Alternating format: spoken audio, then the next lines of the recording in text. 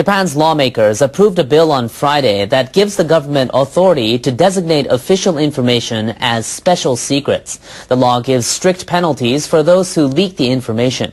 NHK World's Tomoko Kamata has the details.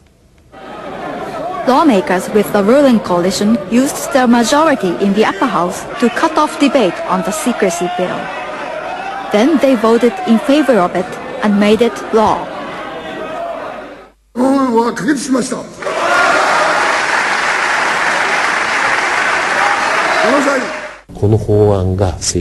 This law will enforce the security of the nation.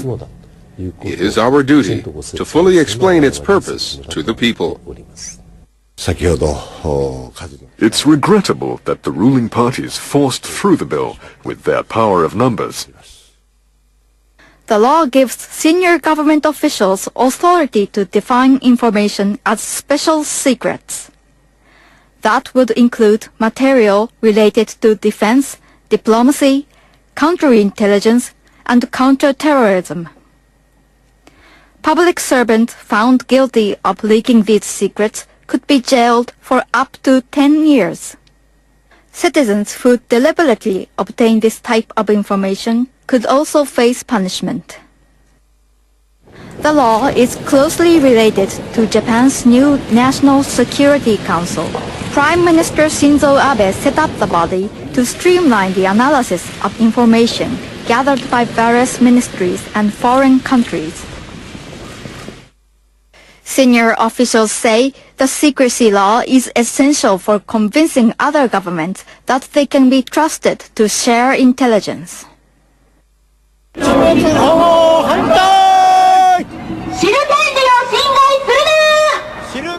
However, some, including international human rights groups, writers, and scientists, are worried about the power the law gives Japanese leaders.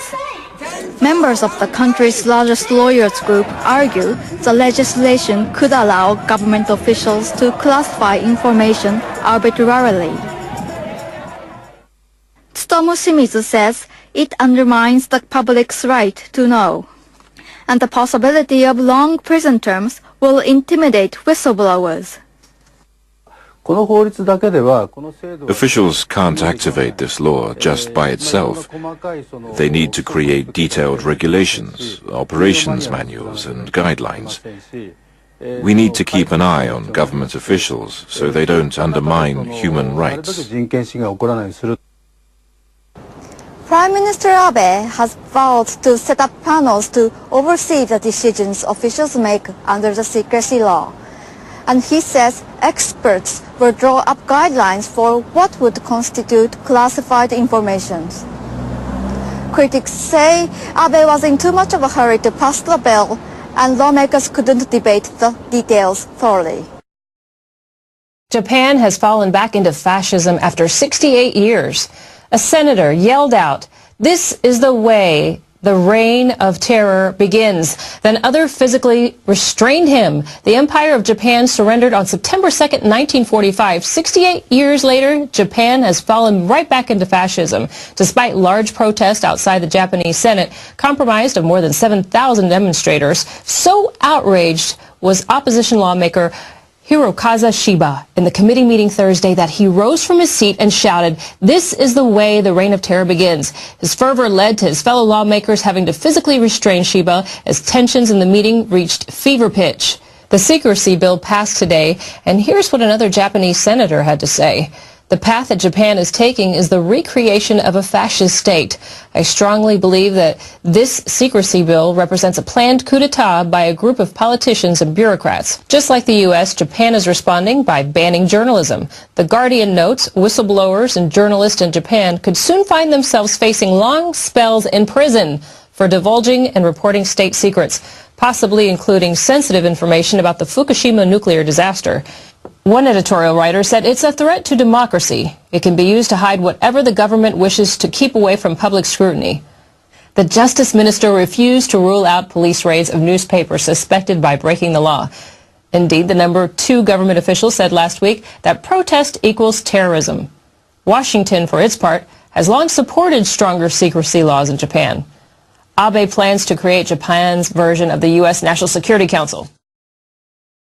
Following the developments is NHK World Senior Political Commentator Masayo Nakajima, and he joins us now in the studio for his analysis. Masayo, so why did Prime Minister Abe push to establish the National Security Council at this time? Well, the NSC is supposed to help the government deal quickly with diplomatic and security challenges. For example, if a country were to threaten Japan, the NSC would, in principle, help the administration take more coordinated action.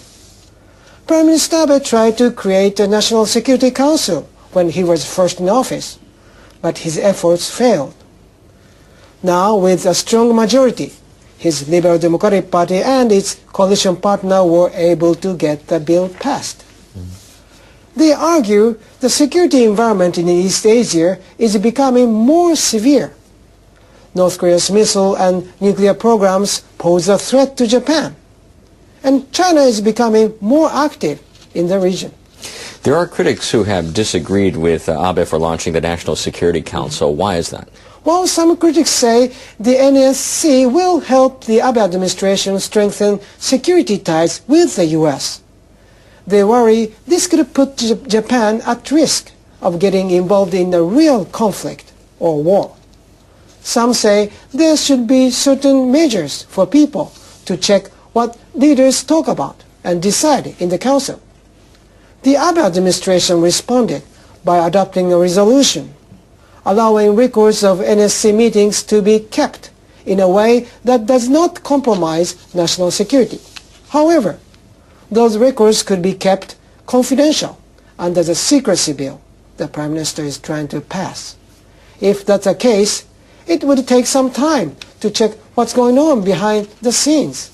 How would the opposition lawmakers change things if they could? Well, some opposition lawmakers say that NSC may not work effectively without an enhanced intelligence and information gathering service. And they propose setting up a special agency, much like the CIA in the US and MI6 in Britain. But members of the Abe administration have ruled that out for now. Or they'll continue to depend on current ministries and agencies as sources, the Defense and Foreign Ministries and the National Police Agency mainly. The Prime Minister appears to be focusing for now on coordinating intelligence and policies. Masayo, thanks as always.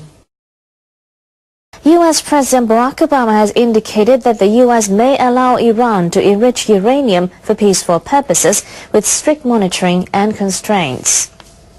It is in America's national security interests, not just Israel's national security interests or the region's national security interests, to prevent Iran from getting a nuclear weapon. Obama spoke at a forum on U.S.-Israel relations in Washington. He talked about the interim deal reached last month between Iran and 6 world powers. They agreed to relax some of the sanctions on Iran in return for curbing its nuclear program. We can envision an end state that gives us an assurance that even if they have some modest enrichment capability, it is so constrained and the inspections are so intrusive that they, as a practical matter, do not have breakout capacity. Observers say Obama suggested that the U.S. may allow Iran to enrich uranium in the future if it proves to be for peaceful use. Israel had criticized the nuclear deal strongly, saying it's only weakening the pressure on Iran. Inspectors from the International Atomic Energy Agency are visiting a heavy water reactor under construction in Iran. The facility is at the center of concerns that Iran is trying to obtain weapons-grade plutonium.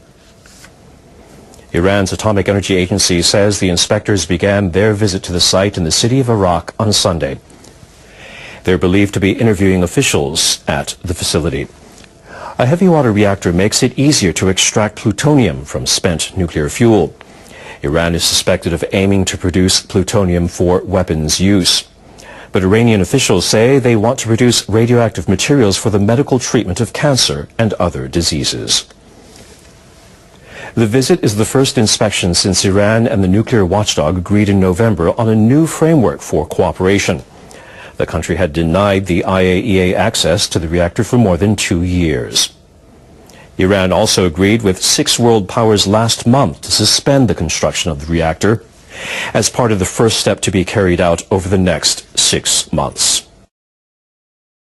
6 men suspected of stealing a truck carrying a load of radioactive material in Mexico are in hospital for possible radiation exposure. A group of gunmen hijacked a truck outside Mexico City on Monday. It was carrying a cobalt-60, a radioactive substance used for medical applications. Police later found the radioactive substance about 60 kilometers away. The thieves had removed the radioactive material from its protective case. Health officials say 6 men aged between 16 and 38 visited the hospital between late Thursday and early Friday under police guard. They were tested for signs of radiation exposure. The officials say one of them was treated after complaining of a headache and nausea. Police say they detained the 6 men based on the truck driver's statement. The authorities plan to investigate the case further after the men have finished undergoing medical tests. A symposium has been held to commemorate the 50th anniversary of a landmark ruling on the U.S. atomic bombings of Hiroshima and Nagasaki. The ruling found that the attacks were in breach of international law. The Tokyo District Court ruling in December 1963 said the attacks inflicted unnecessary pain on many civilians. About 80 people, including atomic bomb survivors and legal experts, attended Sunday's event in Tokyo. An atomic bomb survivor said Japan should change its policy of depending on the U.S. nuclear umbrella and do more to abolish nuclear weapons. I believe that no one would think of using nuclear weapons if we share information on their dangers. The Japanese government has distanced itself from movements that try to ban nuclear arms. But in October, the government signed a UN statement for the first time that says they should not be used under any circumstances.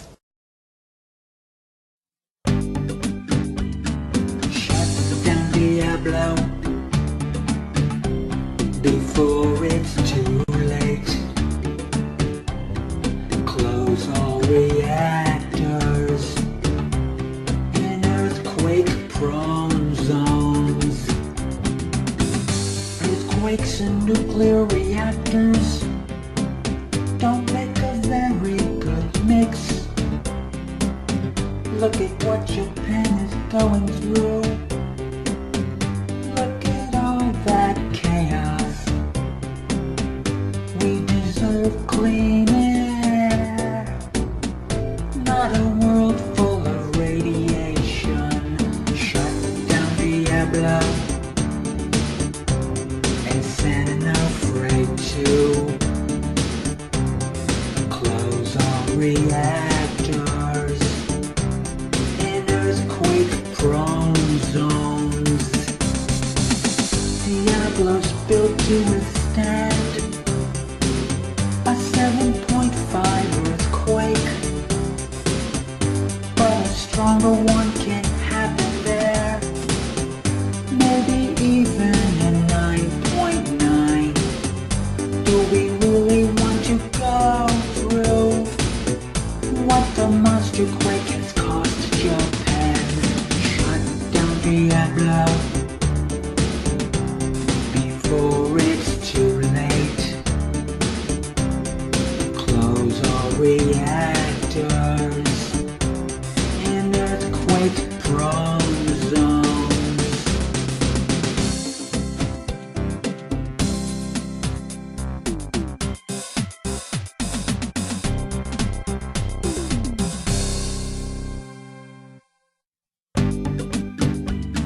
Shut down Diablo